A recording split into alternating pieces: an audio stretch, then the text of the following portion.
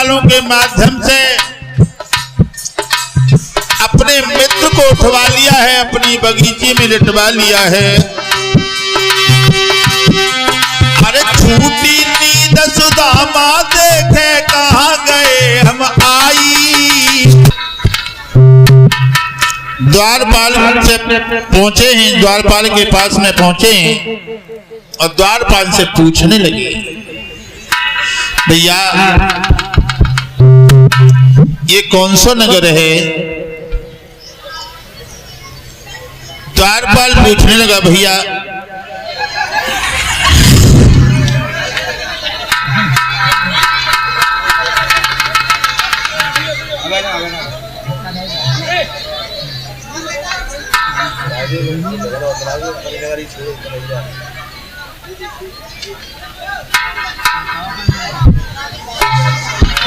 सुदामा जी को अंदर प्रवेश नहीं करने देते हैं। द्वारपाल धक्का मारते हैं, पीछे धकेल देते हैं, सुदामा को अंदर नहीं जाने देते।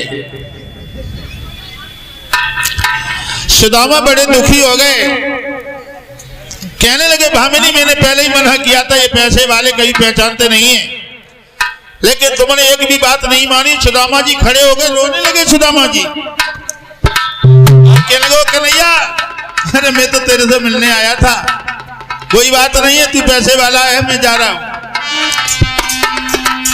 कि हम अपनी नगरी छोड़ी कन्हैया,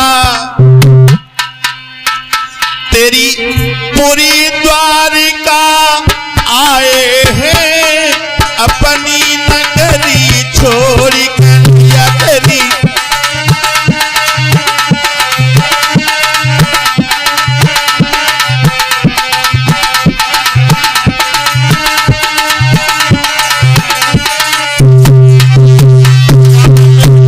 ठाड़े हो गए, कहने लगे, कन्हैया अगर मुझे ये पता होता इतना सम्मान हमें यहाँ मिलेगा तो मैं कभी नहीं आता। जा रहा हूं। हम अपनी नगरी छोड़ी कन्हैया तेरी पूरी द्वारिका आए हैं।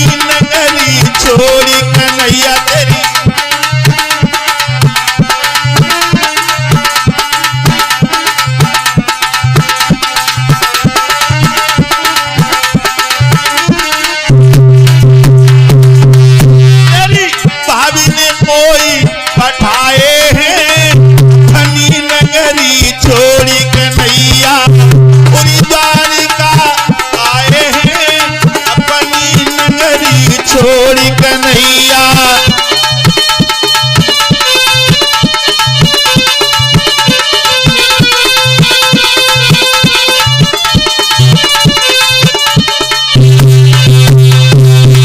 सुदामा जी खड़े के खड़े रह गए।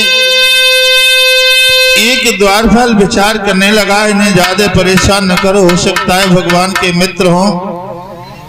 आज एक द्वारपाल वहां से भागा है और भगवान के दरबार में पहुंचा है। जो सुशर्मा सभा लगी हुई थी तो द्वारपाल हाथ जोड़ के कहने लगा है, भगवान मैं आपसे कुछ कहना चाहता हूं।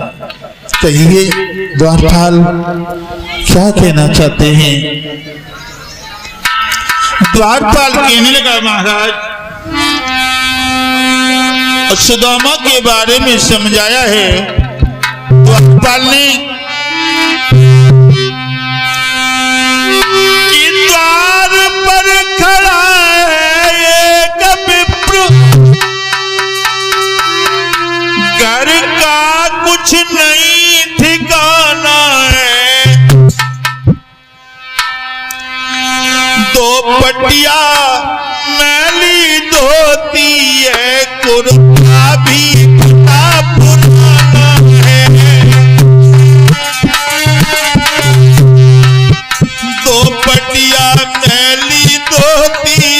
कुर्ता भी फटा पुराना है।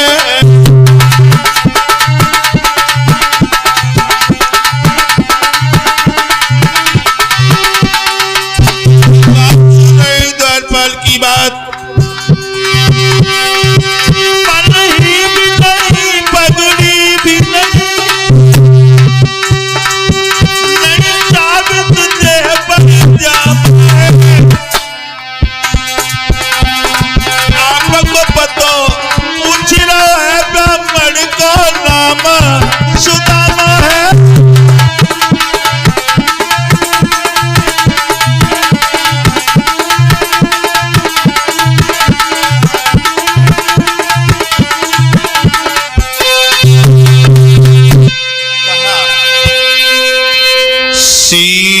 पगान जगातन में प्रभु जाने के आई बसे के ही ग्रामा।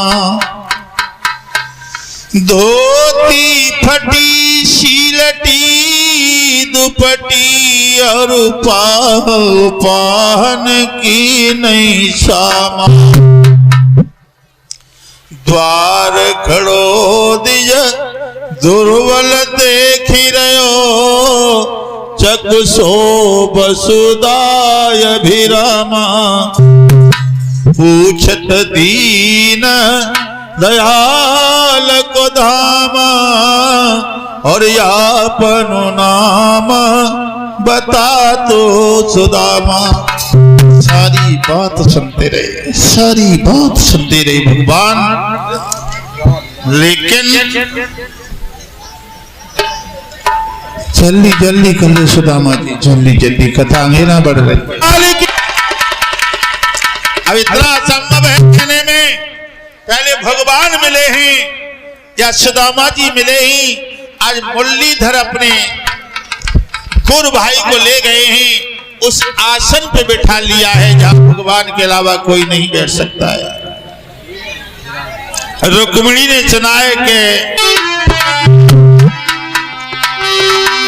वे धूल झाड़ते जाते हैं, कांटे निकालते जाते हैं।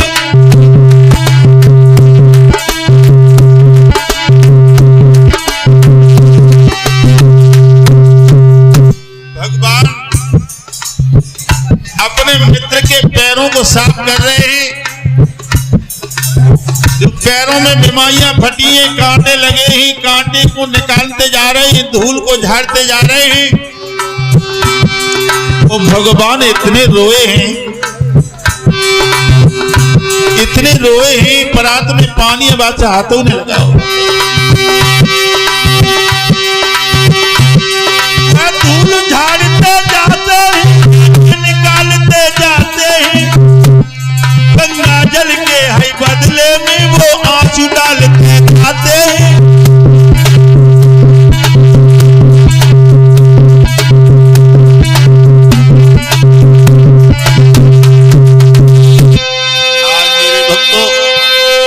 भगवान इतने रोए ही नेत्रों के जल से अपने मित्र के पैर धोए। पैर धोने के बाद मुरलीधर ने अपने मित्र को शासन पे बिठा लाए है। पुरानी चर्चाएं चल गई हैं, तो भगवान ने एक बात अपने मित्र से पूछी, भैया ये बताओ तुम्हारी शादी हो गई? जवाब दिया शादी हो गई है, बच्चे भी हैं। एक बात ये बताओ, अपनी इच्छा से यहाँ आए हो कि भाभी ने भेजा? जवाब दिया मैं तो नहीं आ रहा था, तुम्हारी भाभी ने भेजा। भगवान बोले अगर भाभी ने भेजा है तो हमें प्रसाद के रूप में कुछ न कुछ भेजा होगा। सुदामा जी विचार करते हैं तो सोने की द्वारका में रहते हैं, हमारे पास 2 मुट्ठी चावल है, भला इनकी आंख से कहाँ आएंगे। सुदामा जी ने वो चावल छुपा लिए हैं, बगल की कांख में छुपा लिए। आज मेरे प्यारे भक्तों, भगवान कहने लगे सुदामा भैया जरा सी चना चबी तब इतनी परेशानी तुमने भोगी, फिर भी पुरानी आदत तुम्हारी नहीं गई। भगवान ने झटका दिया, सुदामा की कांख से वो पोटली चावल के नीचे गिर गई और भगवान ने वो खोल ली और भगवान चावल जपते जा रहे हैं, अपने मित्र को कुछ देते जा रहे हैं।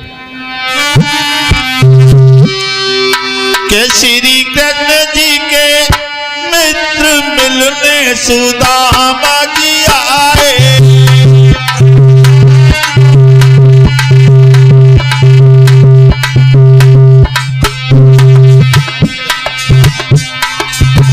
चावल फेंकते नहीं है, ये भगवान का प्रसाद है, फेंका नहीं जाता है ना। हेलो, विशेष करके ध्यान रखें, भगवान के प्रसाद का अपमान मत करना। कल भंडारा है, ये प्रसाद भंडारे में काम आएगा, इसलिए चढ़ा देना इसको बड़े प्रेम से।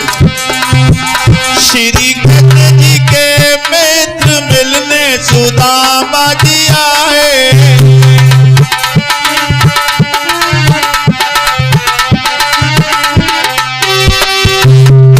पहली मुट्ठी भर लीनी जाम जब लीनी,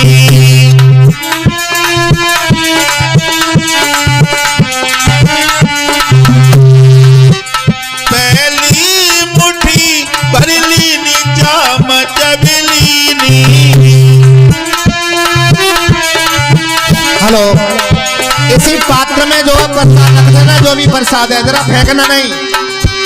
दे दो एक लोक मिलने सुदामा जी आए।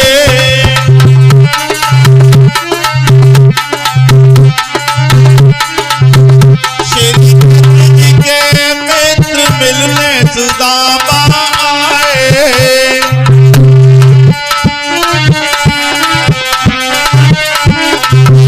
दूसरी मुट्ठी भर लीनी जाम जब लीनी,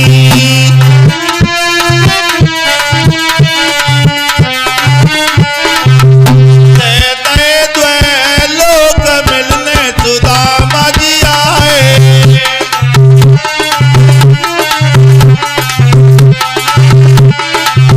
श्री कृष्ण जी के मित्र मिलने सुदामा आए।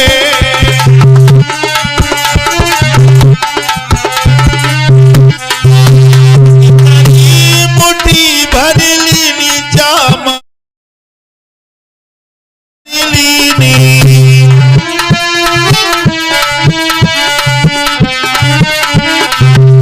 रुक्मिणी थमो हाथ मिलने सुदामा आए।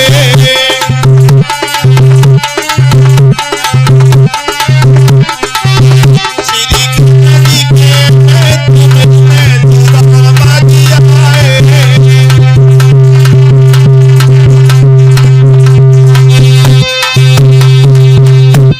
जो भी प्रसाद लाए इस पात्र में कहते जाओ, बैठती जाओ, माता बहन अपनी जगह बैठ जाओ, आराम से बैठ जाइए, बैठ जाइए।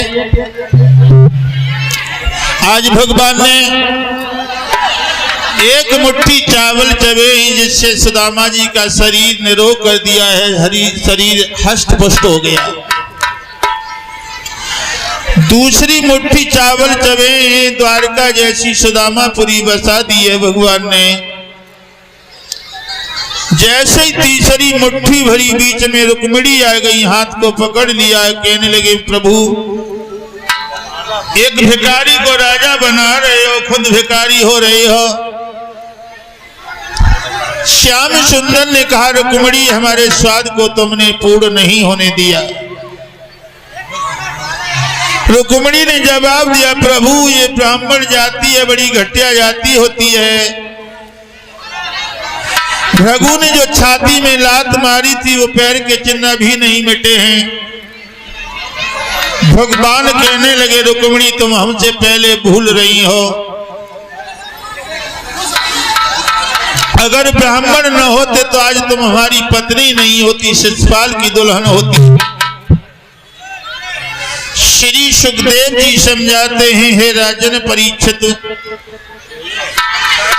भगवान योगी राज कृष्ण ने 16,000 जिनकी 108 रानियां हैं सबको बुलाकर के सुदामा जी की आरती करवाई है। सुदामा जी कहने लगे प्रभु ये क्या कर रहे हो, अपनी एक पत्नी के माध्यम से आरती करा लेते तो मेरा तो कल्याण है। ये पूरी द्वारका की स्त्रियां इकट्ठी कर ली हैं।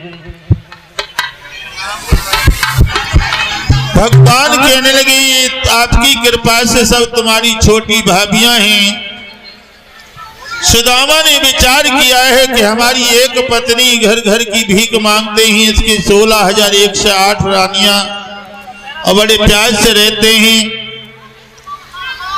सुदामा के दिमाग में एक बात आई है कि मैं तो चावल लेके आया था, वो भी कन्हैया ने चबली है, हमें तो जान कछु नहीं, तो हम खाली हाथ ही रह गए।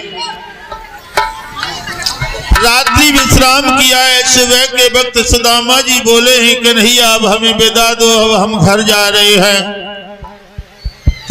भगवान बोले सुदामा भैया अब की बार आओ तो भाभी को साथ लेके जरूर लाना। सुदामा जी कहने लगे कन्हैया तूने हमें यह भराए दो तो अब तो भाभी और जरूर लाएगी। सुदामा के दिमाग में एक बात आई जा कि 16,108 पत्नियां हैं, अगर 5 रुपया भेंट में दे तो हमारा कल्याण हो जाएगा, समय कट जाएगा। ऐसा सोचते ही सुदामा जी चले ही बड़ी रानी रुक्मिणी आई, हाथ जोड़ के बोली दादाजी नमस्ते, और दीदी जी से नमस्ते कह देना, अब की बार आओ तो उन्हें साथ लेके आना। वो तो नमस्ते करके चली गई। सब रानियों ने देखा है कि सुदामा जी जा रहे हैं, सबों ने चारों तरफ से घेर लिया।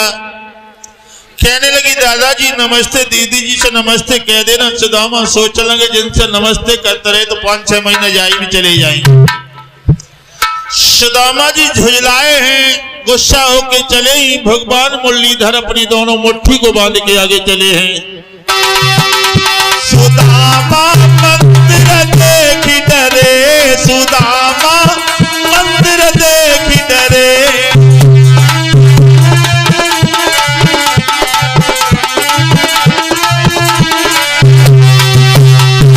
सुदामा जी देख रहे हैं मेरी एक टूटी झोपड़िया थी, मेरी एक बूढ़ी पत्नी थी, ये क्या देख रहे हैं। सुदामा मंदिर देखी डरे, सुदामा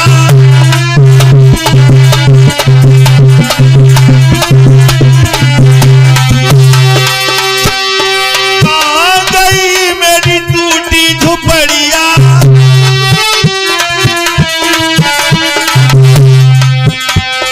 जहां तो कंचन में लखड़े, सुदामा मंदिर देखी डरे।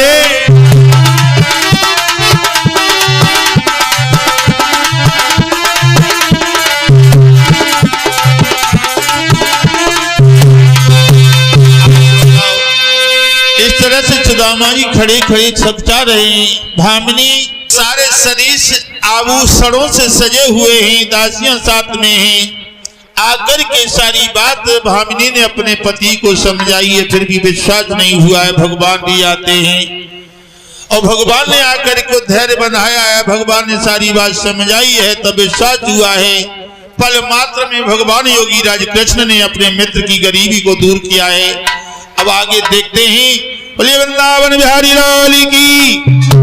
रमेश भैया अगर मेरी आवाज सुन रहे थोड़ी देर के लिए हमारे पास आ जाएं और सोनो। और 101 रुपए हमारे पास में भिजवा रहे हैं श्रीमान सोनू राजपूत, इसी गांव सुजरई के रहने वाले हैं। 101 रुपया से सम्मान कर रहे हैं। भगवान सुखी संपन्न रखे। श्री सुखदेव जी समझाते हैं, एक समय का जिक्र है, द्वारका नगरी में दुर्वासा ऋषि की मंडली चली है। तो भगवान योगी राज कृष्ण के पुत्र ही जिनका सांब है, उनके पेट से कढ़ाई को बांध दिया है। 4-5 लड़का इकट्ठे हो गए, संत महात्मा से मजाक की और 50 रुपया भिजवा रहे। अजय कुमार इसी गांव सजरई के रहने वाले हैं। भगवान ने सुखी संपन्न रखे, दौलत के भंडार भरते रहे। 101 रुपया ये श्रीमान वेद प्रकाश यादव जी जो नंगला घनी के रहने वाले हैं। और एक 3 डांडा 30 किलो आटा भंडारे के लिए दान कर रहे हैं भाई। इनका तालियों से स्वागत करेंगे। वेद प्रकाश यादव जी जो नगला घनी के रहने वाले हैं। बोले रावण बिहारी लाल की।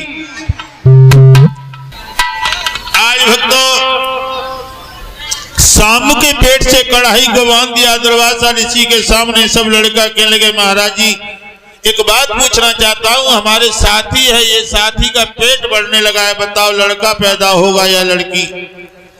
दुर्वासा ऋषि कहने लगे, संतों से मजाक नहीं करते हैं बेटा, लेकिन विनाश काले विपरीत बुद्धि, इंसान का जब विनाश आता है तो बुद्धि काम नहीं करती।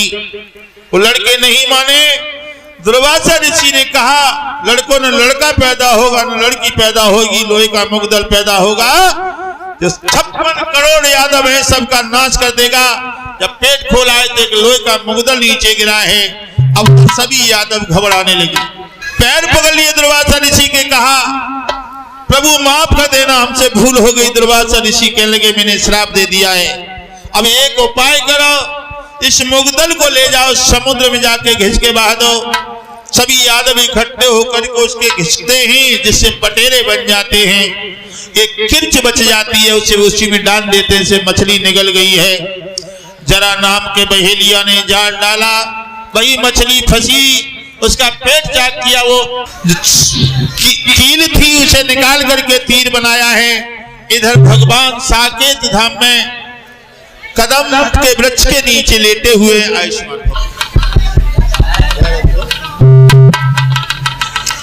कदम के वृक्ष के नीचे लेटे ही पैर में पैर रखे हुए, पैर में पदम था भगवान के। जरा नाम के बहेलिया ने तीर चलाया, भगवान के पैर में तीर लगा। जरा नाम का बहेलिया पास में पहुंचा है, और जरा नाम का बहेलिया जब देखता है भगवान को तो हाथ जोड़ के कहने लगा, प्रभु माफ करना। भगवान कहने लगे, तुम्हारा कोई दोष नहीं है, त्रेता में तुम बाली थे, मैं राम के रूप में था, तब मैंने तुम्हारे छुप के तीर मारा था, उसका आज बदला लिया है। इधर भक्तों, भगवान योगी राज कृष्ण ने अर्जुन को बुलाया है और कहा, तुम इंद्रप्रस्थ चले जाओ गोपिकाओं को लेकर के। भगवान अपने धाम को चले जाते हैं और कहा, आज के 7वें दिन ये द्वारिका पूरी समुद्र में डूब जाएगी।